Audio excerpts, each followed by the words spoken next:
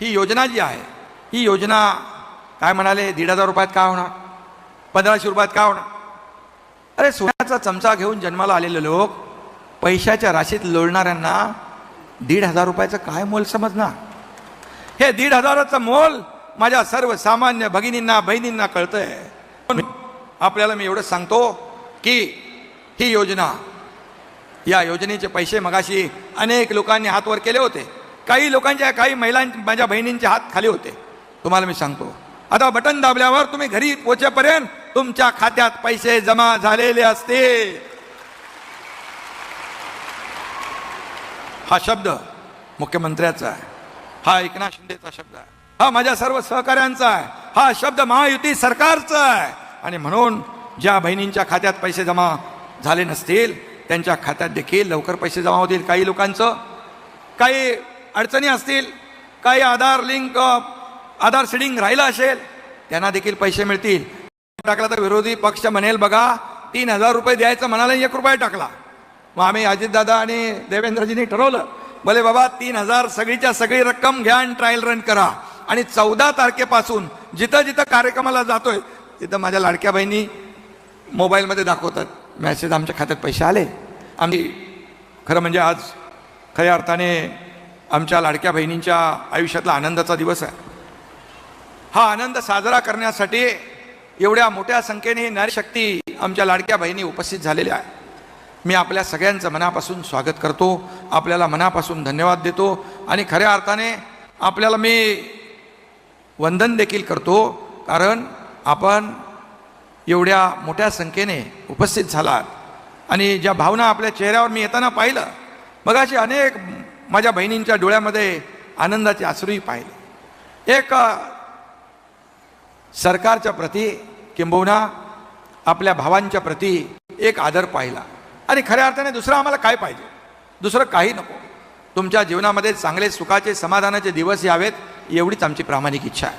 आणि म्हणून जेव्हा या योजनेबद्दल माझी दोन्ही उपमुख्यमंत्र्यांची सुरुवातीला चर्चा झाली आणि चर्चा झाल्यानंतर तात्काळ त्याची सगळी अंमलबजावणी कशी करायची, मग त्यामध्ये पूर्णपणे आर्थिक वर्षाचं नियोजन कसं करायचं.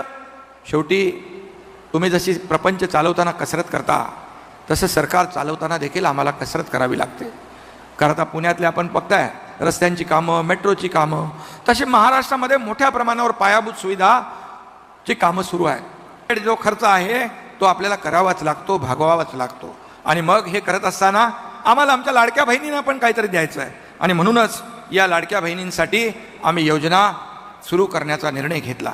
आमच्या सगळ्या मंत्रिमंडळाने त्याला एक साथ दिली.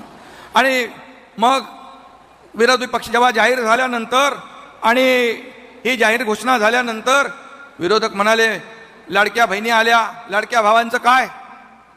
कधीतरी त्या लाडक्या भावांच्याबद्दल त्यांच्या मनात प्रेम होतं का? कधीच नव्हतं. नाही तर सोडूनच गेले नसते. सहकारी पण गेले, लाडके भाऊ पण सगळे गेले.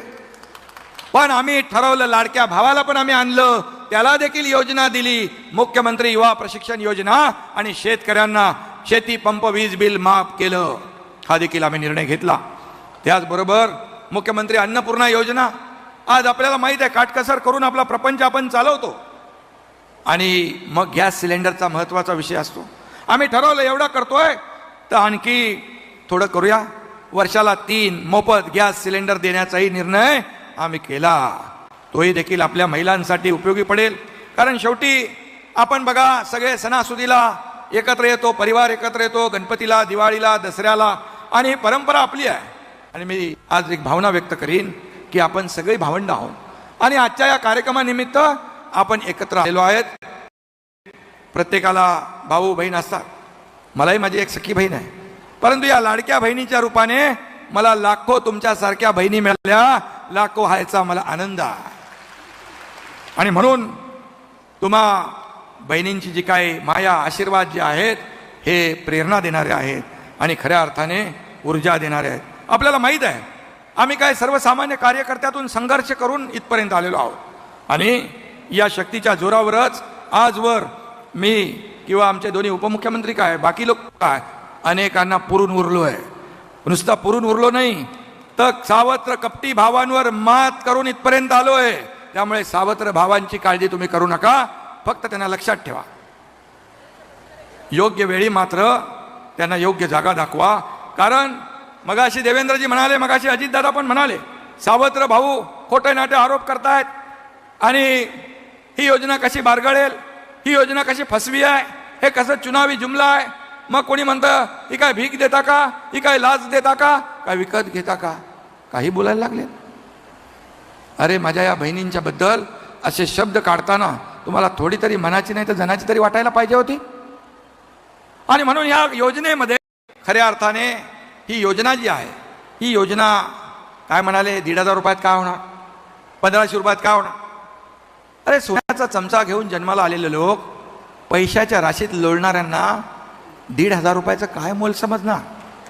हे 1,500चं मोल माझ्या सर्वसामान्य भगिनींना बहिणींना कळतंय.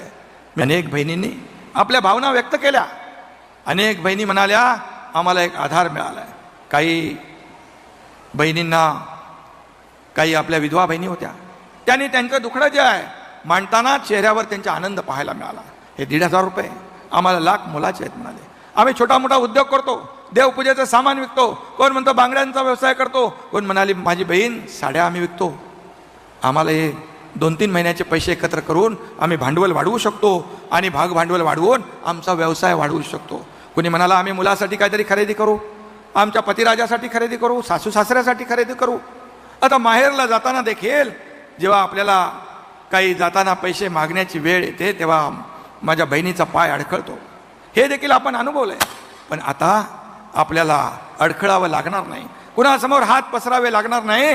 तुमच्या खात्यात तुमच्या हक्काचे पैसे जमा होणार, तुमच्या अधिकाराचे पैसे जमा होणार. आणि मी एवढंच सांगतो की आम्ही टीका आमच्यावर दररोज करतायत, शिव्या शाप रोज देत आहेत. सरकारच्या विरोधामध्ये जेव्हापासून सरकार स्थापन झालं तेव्हापासून सरकारच्या विरोधामध्ये आरोप प्रत्यारोप हे सरकार पडणार, आज पडणार, उद्या पडणार, परवा पडणार. परंतु माझ्या या बहिणींच्या आणि सरकार अधिक मजबूत होत गेलं. देव पाण्यात बुडवून ठेवणाऱ्यांच्या त्यांचं जे काय व्हायचं ते झालं.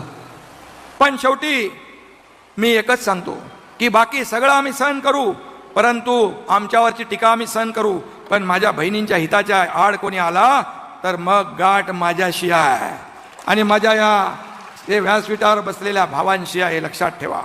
आणि म्हणून या बहिणींचे भाऊ सगळे समर्थ आहेत हे आताच सांगून ठेवतो. अजितदादांनी तर मगाशी सांगितलं त्यांच्या भाषेमध्ये.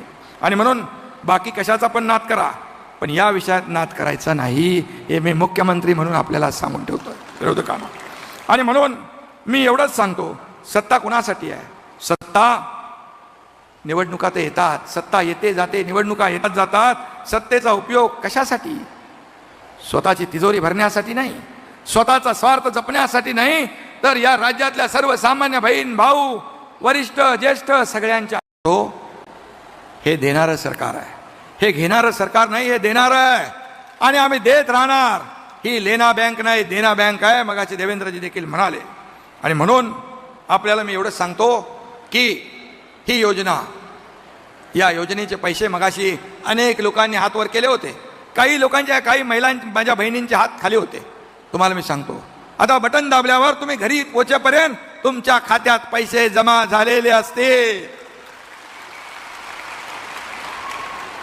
हा शब्द मुख्यमंत्र्याचा आहे, हा एकनाथ शिंदेचा शब्द आहे, हा माझ्या सर्व सहकाऱ्यांचा आहे, हा शब्द महायुती सरकारचा आहे. आणि म्हणून ज्या बहिणींच्या खात्यात पैसे जमा झाले नसतील त्यांच्या खात्यात देखील लवकर पैसे जमा होतील. काही लोकांचं काही अडचणी असतील, काही आधार लिंक, आधार सीडिंग राहिलं असेल, त्यांना देखील पैसे मिळतील. 1,000 रुपयांचा माहेरचा आहेर तुम्हाला मिळणार आहे, हा विश्वास या ठिकाणी आपल्याला देऊ इच्छितो. आणि म्हणून मी मगाशी देखील म्हणालो की 1,500 रुपये मला 15 ऑगस्टच्या दिवशी पण काही माझ्या बहिणींनी भावना व्यक्त केल्या. काय त्यांचा ज्या काय भावना व्यक्त करत असताना त्यांच्या चेहऱ्यावर एक आनंदही होता, डोळ्यात अश्रू देखील पाहिले. आणि म्हणून विरोधकांसाठी 1,500ची रक्कम किरकोळ असेल, कारण त्यांना गरिबीशी काय देणं घेणं नाही, गरिबीचे चटके त्यांनी सोसलेले नाहीत. हम दो हमारो दो एवढं ज्यांना कळतं त्यांना 1,500ची काय किंमत कळणार नाही. पण माझ्या बहिणींनो, या 1,500 रुपयांची किंमत काय असते तुम्हाला माहीत आहे. आणि मी आपल्याला सांगतो, मलाही माहीत आहे. मी देखील एक शेतकरी कुटुंबातून आलो, सर्वसामान्य परिवारातून मी आलो आहे, मी पाहिलंय माझी आई कशी कसरत करायची, घर चालवताना, महिन्याचा नियोजन करताना ते मी पाहिलेलं आहे. आणि आज ज्या काय हाल अपेष्टा आई बाबांनी माझ्या सोसल्या त्याचा साक्षीदार मी आहे. आणि मेहनत दिवसभर केल्यानंतर काहीतरी मिळायचं आणि त्यानंतर उपजीविका चालायची. हे पैसे